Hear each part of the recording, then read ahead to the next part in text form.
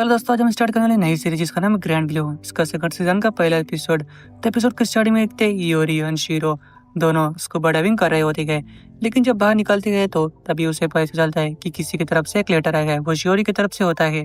उसमें शियोरी ने लिखा होता है कि अभी 3 मंथ हो चुके जब से तुम यहाँ से गए हो। मैं भी उम्मीद है कि तुम वहाँ पर किसी को परेशान नहीं कर रहे होंगे और मैं भी यहाँ पर काफी अच्छी से रह रही हूँ। यहाँ पर मामा डैन को भी आपकी चिंता हो रही है और कभी आपको मौका मिले तो आप जरूर यहाँ पे आना।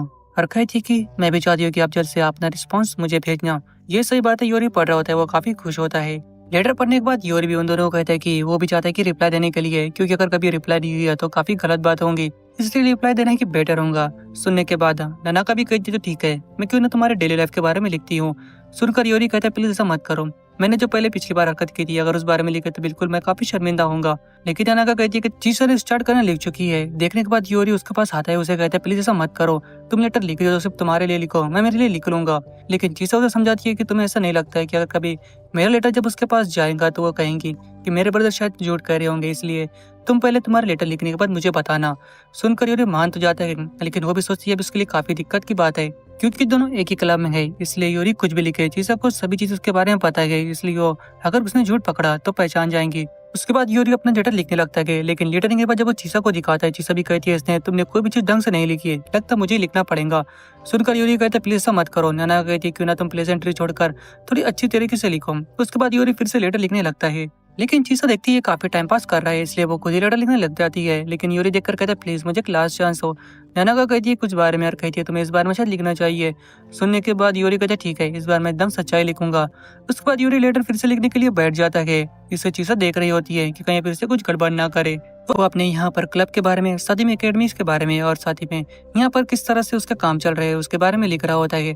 और अभी उसे लेटर देने के बाद शोरी काफी खुश हो जाएंगी। लेकिन तभी नाना कहती है वाकई मुझे यकीन नहीं हो रहा है शोरी इस जमाने में लेटर भेज रही है। सुनकर योरी कहते हैं वो इसलिए क्योंकि उसे इलेक्ट्रॉनिक चीजें चलाना सही से नहीं आता है। चीज वो लेटर पढ़ती है और कहती है वाकई में तुमने कुछ ढंग से नहीं लिखा है। लेकिन योरी भी कहते लेकिन मैंने उसके अंदर कम से कम झूठ तो नहीं बोला है। और कहते ठीक है, लगता मुझे यहाँ से जाना चाहिए मेरे दोस्तों के साथ।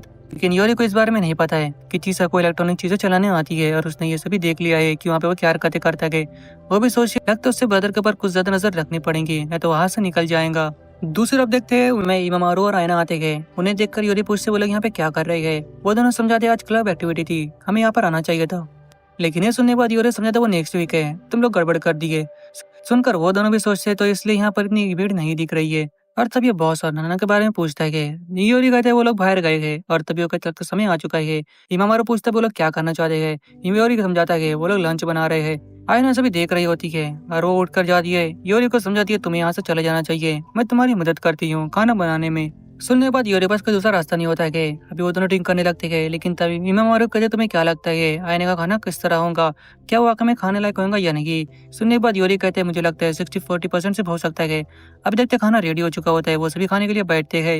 इमामारू देखते हैं कि उसने खाना थोड़ा अलग बनाया, उससे पूछते हुए क्या बनाने की कोशिश कर रही थी। सुनने के बाद यानी कहती है क्यों पुडिंग बना रही थी। इमामारू कहते तुम्हें अगली बार थोड़ी इजी डिश ट्राई करनी चाहिए। उसके बाद वो सभी वहाँ पे बात करने लग जाते हैं। बात करते करते लेडी सिस्टर की बात निकलती है।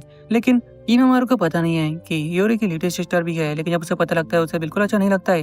दूसरी तरफ योरी बताता है कि अभी बहुत जल्दी उसके सिस्टर का लेटर आया हुआ था, उसकी ज्यादा नॉलेज नहीं है इलेक्ट्रॉनिक चीजों में, इसलिए उसने लेटर भेजा है। चीसा भी कहती है कि उसने अभी वापस से उसे लेटर का रिप्लाई दिया है और साथ ही में उसके लिए एक स्टफ टॉय भी भेजा है। और चीसा कहती है मुझे लगता है कुछ फोटो भी भेजना चाहिए। लेकिन सुनने के बाद योरी मना कर देता है कि आयना पूछी तुम ऐसा क्यों कह रहे हो। योरी समझा तुम्हें पता है ना मैं यहाँ पर किस तरह रह रहा हूँ, अगर कभी पता चला तो बिल्कुल अच्छी बात नहीं रहेंगी, इसलिए अगर कभी तुम वाकई में फोटो भेजना चाहते हो तो इसलिए मुझे चूज करने दो कि कौन सा फोटो भेजना है।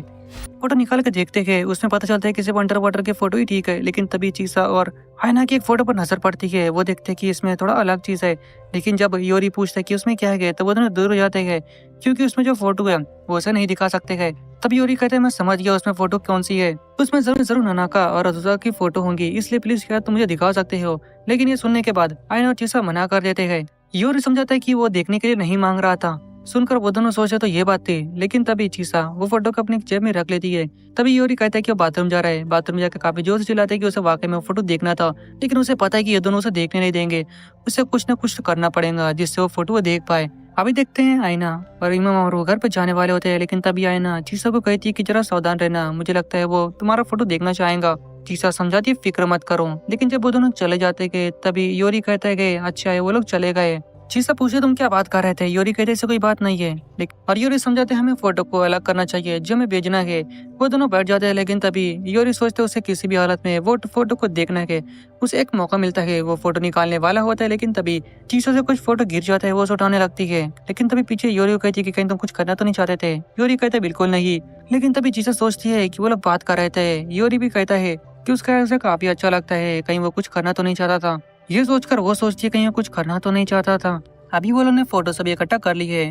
तभी योरी चीसा को कहते हैं कि मुझे लगता है अब तुम्हें नहाने जाना चाहिए, लेकिन तभी चीसा सोचती है कहीं ये कुछ देखना तो नहीं चाहता है। योरी समझाता है तुम्हें चिंता करने की जरूरत नहीं है, मेरा कोई टीवी शो आने वाला है, मैं वो देखने वाला हूँ। चीजा सुनती है, उसकी बात मान जाती है और नहाने के लिए जाने लगती है। लेकिन जैसे ही वो अंदर कमरे में जाती है, ये देखने बाद योरी उसका पीछा करने लगता है क्योंकि उसे वो फोटो देखना है। लेकिन जैसे ही बाथरूम का दरवाजा खोलता है, वो देखता है कि चीसा खड़ी होती है, उसे देख लेती है। वो उसको भगाने लगती है और पकड़ने के बाद उसे कहती है तुम वहाँ पे क्या करना चाहते थे।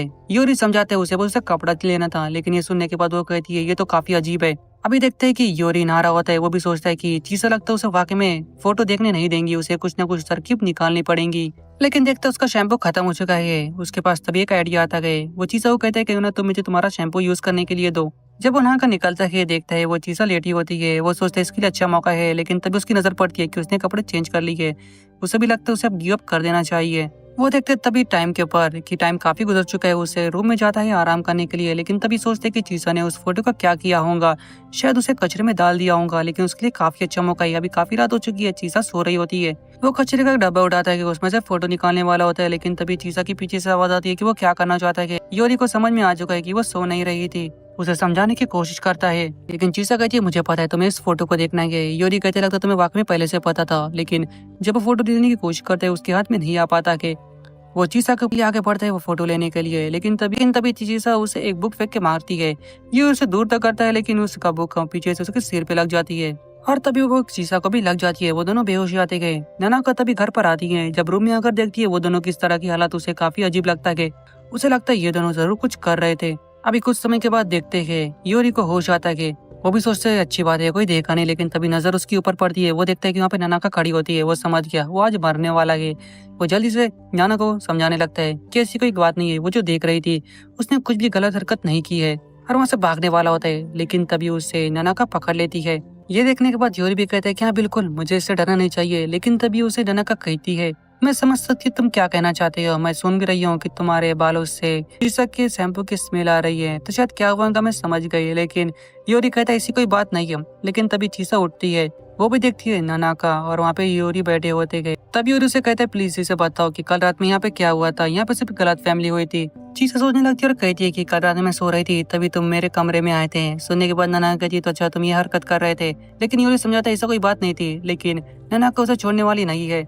लेकिन तभी उसे नैना का कहती है कि मैं चाहती हूँ कि तुम चीसा से शादी कर लो। इसके बाद योरी और चीसा को नहीं पता है क्या कहना चाहती है। यहाँ पे नैना का बैठ जाती है और कहती है मुझे पता है तुम चीसा को कोई नुकसान नहीं पहुंचाना चाहती हो और मुझे तुम भी काफी पसंद हो। सुनने के बाद योरी कहते हैं मैं समझ गया और मैं ऐसे ही करूंगा। लेकिन चीसा कहती है यहाँ पे सब क्या चल रहा है। योरी चीसा को समझाते फिक्र मत करो, ये सभी चीजें मुझे हैंडल करने दो। चीसा उसे पूछती है लेकिन यहाँ पे क्या चल रहा है। सुनने के बाद योरी कहते फिक्र मत करो, जब हम लोग एक बार शादी कर लेंगे तो उसके बाद हम लोग सब समझा देंगे। ये सुनने के बाद चीसा कहती है तुम मेरे आपके साथ क्या करना चाहते हो। फिर नैना का चीसा को कहती है कि तुम्हें चिंता करने की जरूरत नहीं है, वैसे भी मुझे कोई दिक्कत नहीं है, योरी हमारी फैमिली में शामिल होते हो। सुनने के बाद योरी भी कहता है बिल्कुल मैं रेडी हूँ। लेकिन तभी उसकी सिस्टर श्योरी आती है। वो कहती है यहाँ पे तुम लोग क्या बात कर रहे हो। श्योरी को देखकर तीनों को शौक लगता है कि वो यहाँ पे क्या कर रही है। दोस्त एपिसोड बस यहाँ पे खत्म होता है।